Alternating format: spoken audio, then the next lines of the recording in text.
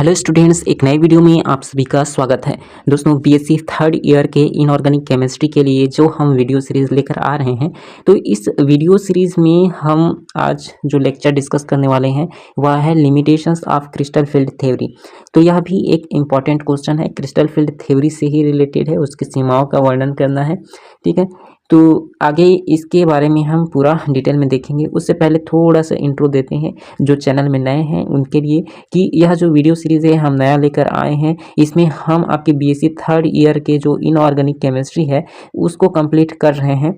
तो आपको इस सीरीज़ के जो वीडियोस हैं बीएससी थर्ड इनऑर्गेनिक नाम से एक प्लेलिस्ट मिलेगा हमारे चैनल पर, तो वहाँ पर सारे वीडियोस आपको देखने को मिल जाएंगे। अभी तक नहीं देखा है तो उन वीडियोस को भी ज़रूर देखें, उसी में सारे कॉन्सेप्ट छिपे हुए हैं, उसी से आपके लिमिटेशंस भी आप लिख सकते हैं, इजीली आपको याद हो जाएगा। ज़्यादा बिल्कुल भी टेंशन लेने की ज़रूरत नहीं है, 5 मिनट का काम है बस।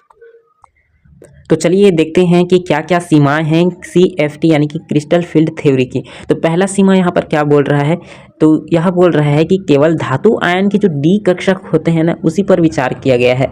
ठीक है, और इसमें जो है धातु आयन के S, PX, PY और PZ कक्षकों तथा लिगेंड के पाई कक्षकों पर कोई भी विचार नहीं किया गया है।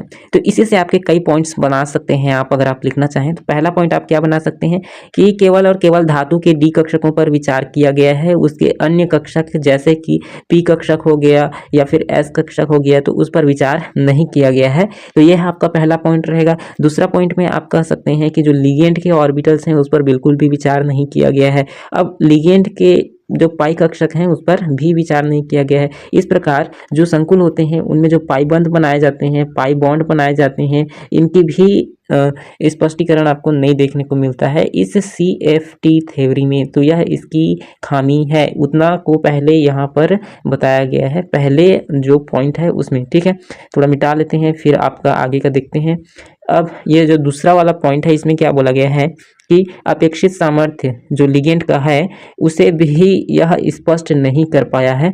स्पष्ट कैसे नहीं किया है, जैसे कि आप वाटर लेते हैं तो इसकी जो प्रबलता होती है वह फ्लोरीन से अधिक होती है, जबकि आप जानते हैं कि फ्लोरीन एक अधिक इलेक्ट्रोनेगेटिव एलिमेंट है जबकि वाटर एक न्यूट्रल है ना।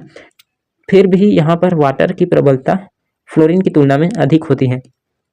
इसके अतिरिक्त आप कार्बन मोनोऑक्साइड को भी देखते हैं तो इसका जो द्विध्रुव गुण होता है कम होते हुए भी एक प्रबलतम लिगेंड है, यानी कि यह एक स्ट्रॉन्ग फील्ड लिगेंड है जो कि स्प्लिटिंग बहुत ज़्यादा शो कराता है। यह जो डेल्टा नोट की वैल्यू है वह अधिक देता है। ठीक है, तो इतनी चीज़ें आपको क्लियर हो चुकी होगी। अब यहाँ पर हम फिर से एक चीज़ बोल रहे हैं कि जो बंध होता है ना इसमें पूर्णतः आयनिक होता है। धातु और लिगेंड के मध्य का बंध पूर्णतः आयनिक होता है, अतः संकुलों में परिलक्षित आंशिक सहसंयोजक प्रभाव का भी स्पष्टीकरण इसमें नहीं होता है।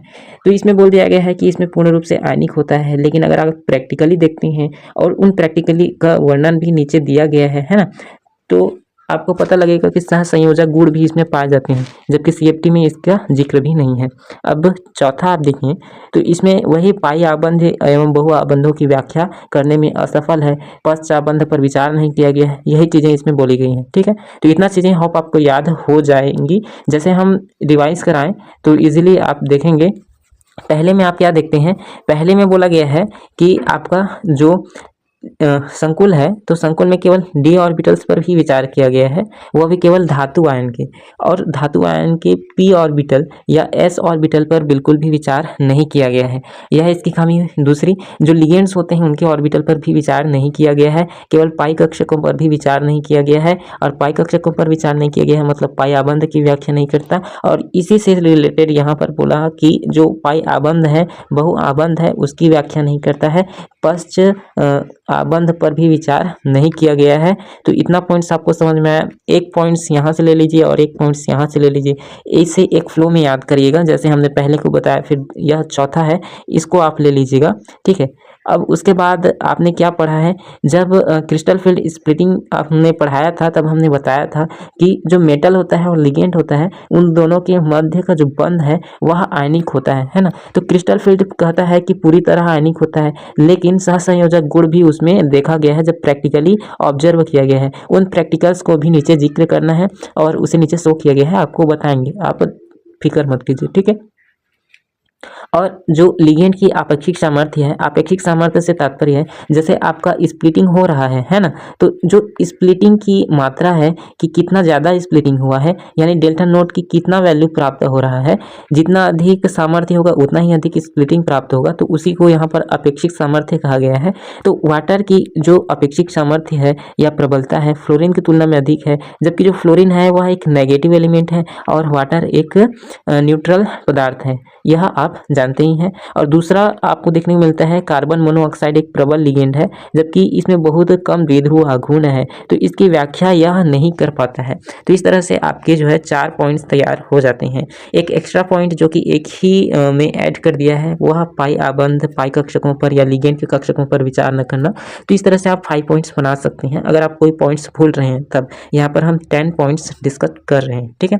4 हो चुके हैं। अब 5वां क्या बोलता है, यह सिद्धांत संक्रमण धातु संकुलों के पराबैंगनी क्षेत्र स्पेक्ट्रम में पाए जाने वाले जो आवेश स्थानांतरण बैंड है उसकी व्याख्या प्रस्तुत नहीं करता है, ठीक है।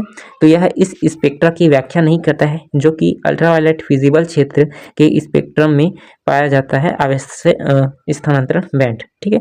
तो यह 5वां पॉइंट भी आपको याद हो जाना चाहिए। अब 6वां पॉइंट हम देखें कि इसमें क्या बोला गया है। 6वें में कहा गया है कि कुछ संकुल जैसे कि K2 CrCl6 एवं MOCN का होल 6 3- के इलेक्ट्रॉन चक्रण अनुनाद स्पेक्ट्रा अध्ययन ML इलेक्ट्रॉन अतिव्यापन की साक्षात प्रमाण प्राप्त हुए हैं। अतिव्यापन यानी कि यहाँ पर बोला गया है, अतिव्यापन है मतलब सहसंयोजक बंध की बात यह कर रहा है ना।